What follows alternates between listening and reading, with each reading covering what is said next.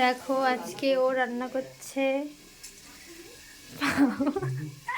কি রান্না করছো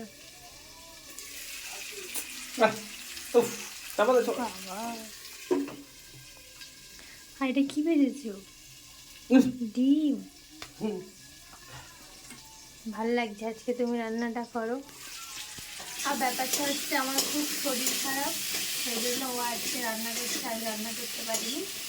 এই সবে ঘুম থেকে উঠেছি আর স্নান টান করে ফের ঘুমাচ্ছিলাম, তাই ও বললো আমি রান্না করি, সেই জন্য ও রান্না করেছে।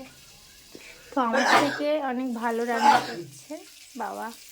পটল দিয়ে আলু দিয়ে কি রান্না করছে কে জানি। কি রান্না করছো? হুম, বলো কি রান্না করছো, বলবে তো? হ্যাঁ, বলবে তো কি রান্না? নাম নেই রান্না। নেই রান্না? তাও বলো কি রান্না। হ্যাঁ, বলা যাবে না, গোপন। গোপন আবার কি?